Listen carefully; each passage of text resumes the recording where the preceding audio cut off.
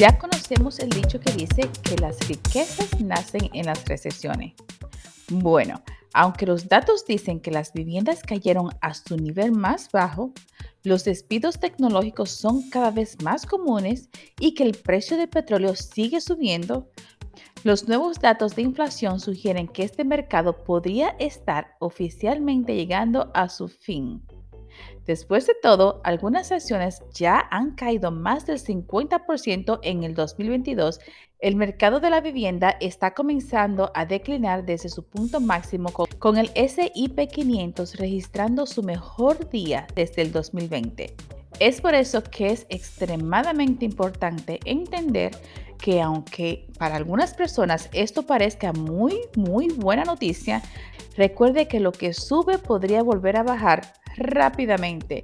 Por lo tanto, vamos a hablar de los últimos datos de la inflación que se acaban de publicar, cómo afectará esto al mercado de la vivienda, qué significa esto para el futuro del mercado de valores y lo que es más importante, cómo podrías usar tú esta información para ganar dinero.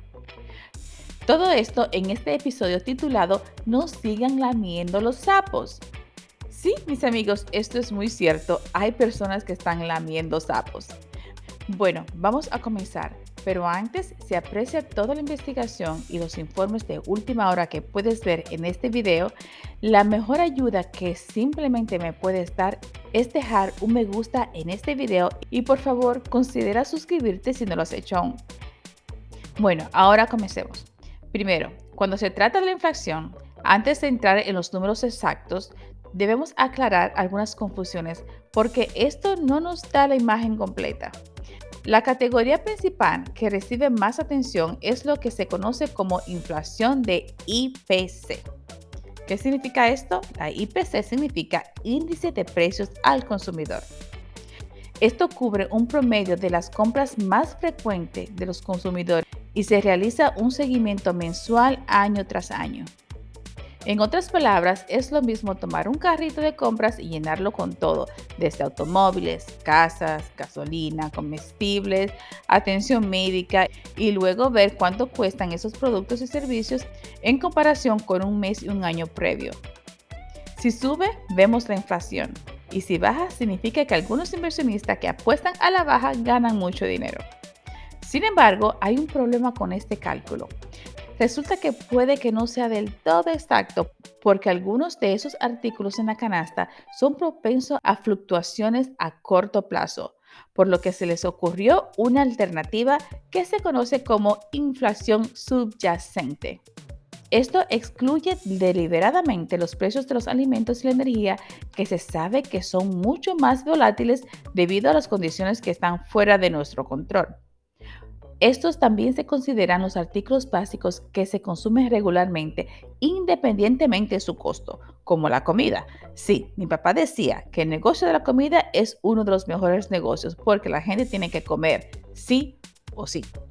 Bueno, pero también tienes que poner gasolina en tu carro si quieres conducir hacia y desde tu trabajo, incluso aunque cueste $8 por galón como en California debido a un recargo misterioso.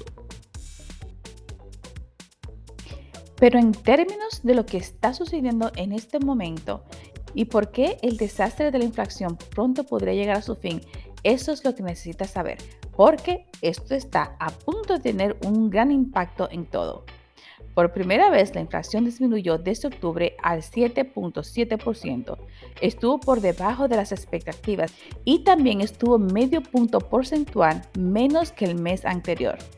Esta fue también la lectura más pequeña de 12 meses desde enero, lo que significa que quizás Jerome Powell podría estar haciendo su trabajo. De hecho, el índice de precios al consumidor aumentó solo un 0.4% con respecto al mes anterior, lo que sugiere que año tras año podríamos estar dirigiéndonos hacia una tasa de inflación de menos de 5% para esta fecha el próximo año. Entonces, ¿por qué está bajando exactamente? Bueno, vimos una disminución neta en el costo de la atención médica, la ropa, los automóviles, los camiones usados, la gasolina y la energía.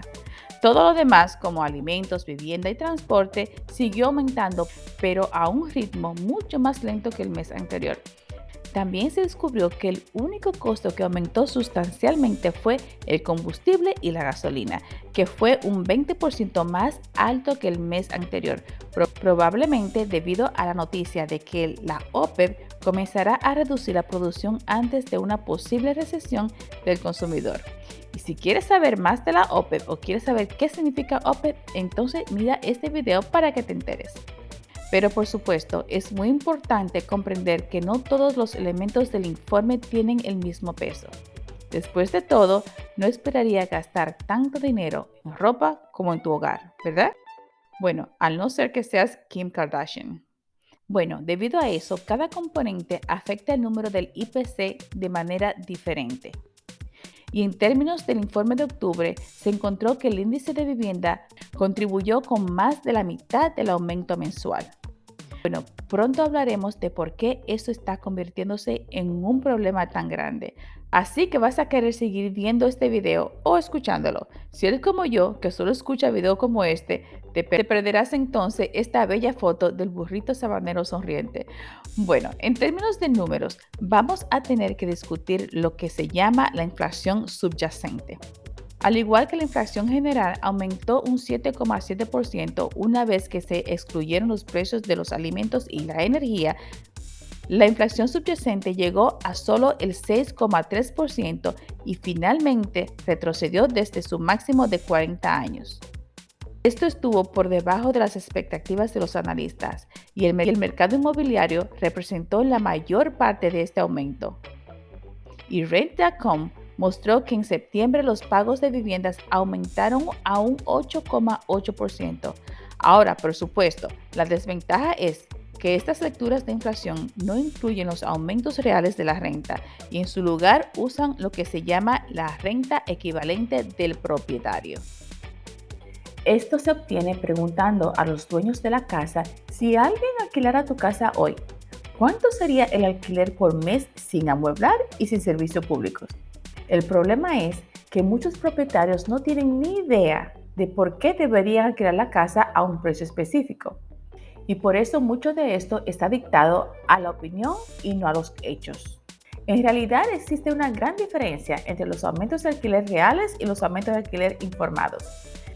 Sin mencionar que si echas un vistazo a la tabla que compara el índice de precios con el alquiler equivalente del propietario, podrías ver que están muy separados. Entonces, en términos de lo que esto significa para el mercado de valores, el mercado inmobiliario y el futuro de precios de la vivienda, eso es lo que debes saber porque estos son datos reales. Ahora, antes de hablar sobre lo que sucederá pronto en el mercado de valores, primero tenemos que hablar sobre el mercado inmobiliario, ya que representa casi la mitad de toda nuestra lectura de inflación a gran escala. La confianza del consumidor cayó a su nivel más bajo desde que comenzó la encuesta en el 2011, lo que significa que la gente ahora cree que este es el peor momento para comprar, porque los precios no han bajado lo suficiente y los intereses siguen subiendo. Aún más alarmante es que casi el 40% de las personas están esperando a que los precios de la vivienda bajen en los próximos 12 meses. Y eso podría ser cierto, pero el problema no está si los precios de las viviendas bajan o no, sino qué cambios tendrán los precios de las rentas. Cuando se trata de inflación, los precios de alquiler tienden a ser un poco complicados, porque una vez que firmas un contrato de arrendamiento, asegura esos pagos durante 1 a 3 años. E independientemente de lo que sucede en el mercado, ese pago no va a cambiar en ese tiempo. Entonces, aunque usted podría estar pagando $5,000 al mes por un estudio de 300 pies cuadrados en la ciudad de Nueva York, otra persona podría pagar entre $5,500 y $6,000 por ese mismo apartamento.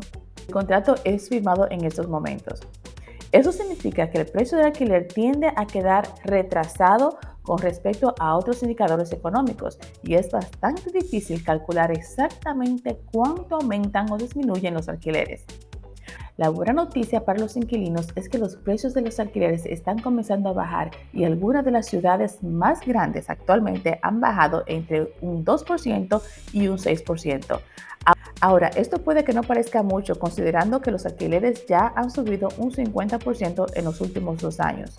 Pero a medida que las condiciones comienzan a suavizarse, los propietarios comienzan a fijar los precios de las propiedades de acuerdo con la realidad. y con el tiempo esto debería reflejarse con las cifras del IPC. Los investigadores de Goldman Sachs esperan una disminución de entre 5 a un 10% mínimo con su modelo de pronóstico oficial que preside una caída del 7,6%. Ahora, otros como Moody's Analytics esperan que los precios de la vivienda bajen hasta un 20% en áreas como Nashville y Idaho, junto con un 10 a 15% en ubicaciones como Phoenix, o básicamente todas las áreas que experimentaron un alza masiva durante la pandemia. Sin embargo, el mercado inmobiliario suele tardar mucho en adaptarse a la nueva información. A diferencia del mercado de valores, el cual es mucho más rápido para adaptarse a la nueva información. Por ejemplo, cuando salió la noticia de que la inflación está siendo más baja de lo esperado, de inmediato comenzó a hacer efectos. Y el presidente de la Reserva Federal declaró oficialmente que tomaría una breve pausa de las alzas de la tasa. Y Michael Burry nos advirtió en el pasado que la inflación aparece en picos. Varía muchísimo, pero a veces se va, engaña a la gente y luego regresa. Este gráfico muestra que la inflación nunca ha ocurrido una sola vez y luego ha desaparecido. De hecho, hasta hoy la inflación disminuye temporalmente. La gente celebra gastando más dinero y luego la inflación regresa durante una década. Y esto es lo que llaman la velocidad del dinero. Esto realiza un seguimiento de la frecuencia con la que se gasta realmente cada dólar y luego con la frecuencia que éste circula en la economía. Por ejemplo, gasto $20 en un restaurante y el restaurante le paga $20 a la persona que me sirve la comida. Luego, esta persona coge estos $20 y lo gasta en el supermercado comprando su propia comida. El supermercado paga estos $20 a su mayorista, al cual le compró la comida, y el mayorista le paga $20 al agricultor que sembró esta comida, el cual luego coge este dinero y realiza una inversión en YOLO. Esto resulta ser una velocidad de 5 porque el dinero intercambió manos 5 veces. Por eso Michael Burry señala que a pesar de que la Reserva Federal saca dinero de la economía aumentando las tasas de interés, el dólar promedio ahora se gasta con más frecuencia, lo que lleva a una mayor velocidad del dinero. Y por eso la inflación seguirá siendo alta, aunque en corto plazo podría remitir temporalmente. También vale la pena señalar que incluso la Casa Blanca hizo un análisis de inflación para cada año posterior a la Segunda Guerra Mundial y determinaron que en todos los casos la inflación tardó varios años en normalizarse desde el pico. Entonces, aunque esta sea una buena noticia, vale la pena ser cauteloso. Ahora, lo más interesante que encontré es que esto tiene mucho que ver con la política. Históricamente, los rendimientos más altos provienen de un presidente demócrata con la Cámara y el Senado divididos, con un rendimiento anual promedio del 13,6%. Pero en última instancia, lo que más impacto ha tenido no es tanto el presidente, sino la importancia de tener un Congreso dividido que tuvo los rendimientos más altos con un 17,2%. De hecho, según se ha aportado el mercado de valores en el pasado, el Congreso dividido es mucho mejor a que sea de un lado u otro. ¿Pero por qué? Preguntarías. Bueno, al final del día, al mercado de valores le encanta la previsibilidad. Y cuando tiene la misma representación de ambos lados, es menos probable que se apruebe un proyecto de ley manteniendo todo relativamente igual. Esto significa que es poco probable que veamos aumentos en los impuestos, pagos de estímulos o cualquier otro cambio que pueda afectar el mercado. Ahora, ten en cuenta que esos son promedios y siempre habrá una excepción, independientemente de por quién votes. Pero en panorama general, esto podría mantener los precios relativamente estables. Y esto pasaría especialmente si presionas el botón de me gusta y si te suscribes a este canal si todavía no lo has hecho. Y recuerda que yo vendo casas, así que si necesitas ayuda, me puedes mandar un email a rosavendecasas@gmail.com. Bueno, mis amigos, esto es todo por hoy. Muchísimas gracias por llegar hasta este punto del video conmigo y nos vemos en el próximo video. Besote.